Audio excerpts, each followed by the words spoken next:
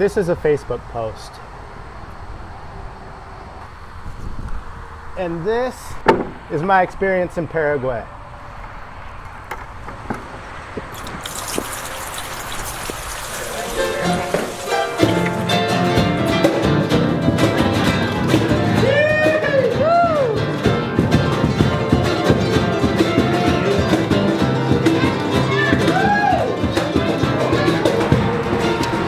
So, as a lot of you know, I just got back from my trip to Paraguay. I was born there and I was adopted when I was really young, and so I just went back to meet my birth family down there. And the trip was amazing. It was so much, you know, there was so much to it. And so when I came back, it put me in this weird position where I was like, how do I write about this? How do I post about it? How do I talk about it? And I felt this kind of tension because, especially with social media, it can be really tempting to take a big, complicated life experience like that has all these emotions and to start whittling out the emotions and start taking the cream off the top and just posting about the pretty views and the fun stuff. And it's easy to kind of not acknowledge the more complicated parts, the nervousness, the other parts of it, and it's especially easy to kind of omit the complexity, the strong emotions, uncertainty, all these kind of feelings. And I really didn't want to do that with this trip. I really didn't want to just take the cream off the top. I didn't want to just take the nice, cute stuff and pretend like I could put that into a Facebook post and call it good. That just seemed really disingenuous to me, and so I wanted to figure out a way to get around that. And the reason why I really wanted to avoid that is because I don't want to make my life into a commercial, especially not this part of my life, you know? There are other things that I do that are more shallow and more superficial that I don't really mind making a short Facebook video about it and calling it good. But this was something different, and it felt like if I were to cheapen this experience, it would be pretty unfair, and there's a couple of reasons for that. It felt like that would be unfair to me, because to pretend like I could take my whole adoption experience and, you know, just make it into this nice short narrative, put it in a box, put a bow on it, and call it good. That just didn't seem right to me. It seemed like really trying to water down or boil down my experience.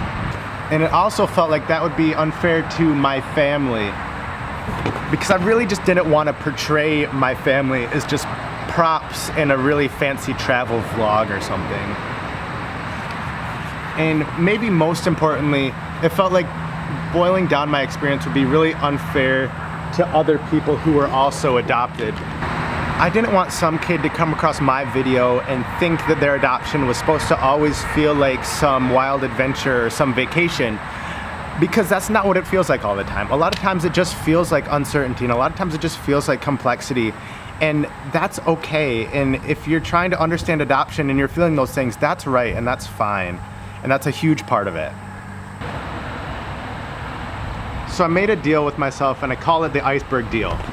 I can talk about this experience and I can share all the fun, exciting manicured stuff, like the tip of the iceberg, but I really just wanted to take this time to acknowledge that there's a lot more to the iceberg.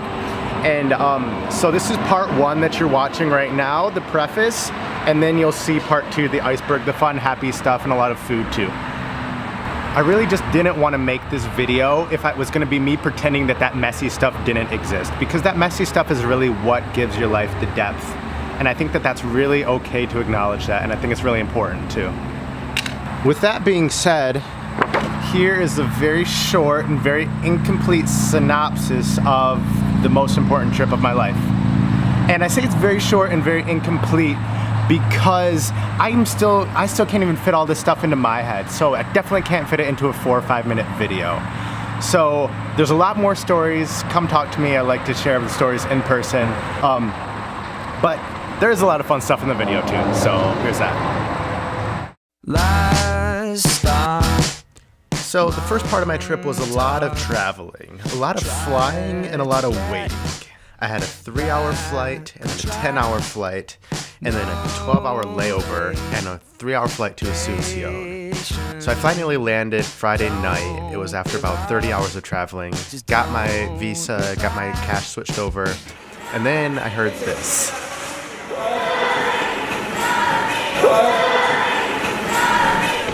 So I finished picking up my luggage, and it turns out that what I was hearing was actually this.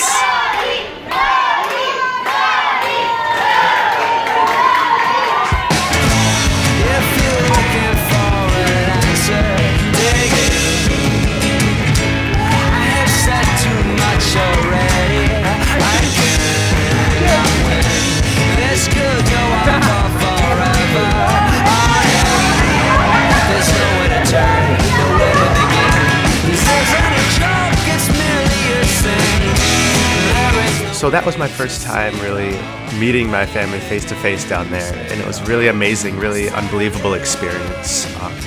Went back to my hotel room that night to get some sleep. Slept really hard, and then I was able to see some of the country the next morning. It was really, really amazing to put some details to this place that I've been imagining for so long. And then that day I got to meet my family at a really big get-together.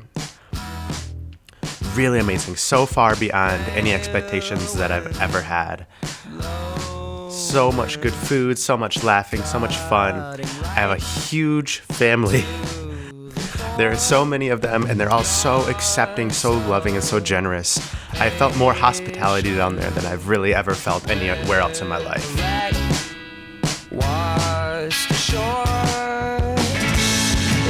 That's my cousin, Maria Belen. She's a traditional Paraguayan dancer, so she performed for our barbecue.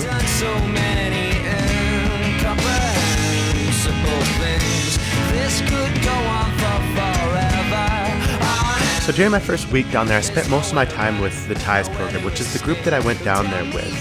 And it's a group of other people who are also adopted in my same situation. And I really couldn't have asked to spend my time with a better group of folks. We did so much, and it's impossible to recall it all, but here's some of it. We met this guy. He's a really amazing filmmaker in Paraguay. We went to this place. Don't remember what it is.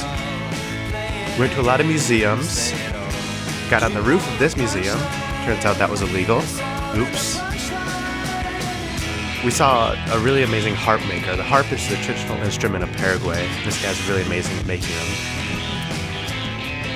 The Paraguayan countryside is beautiful. Like, I really want to move there. Saw a lot of churches, a lot of big, beautiful churches in Paraguay. This is a music school that we got to go to. Really amazing to see a ton of kids learning down there. We got to see some ceramics being made and even make some ourselves.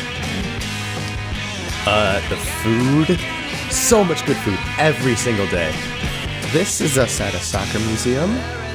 And the song is already to the bridge, which means this video is almost over. I told you, it's impossible to fit it all into one video. I guess that just means I'll have to make another one on my next trip to Paraguay.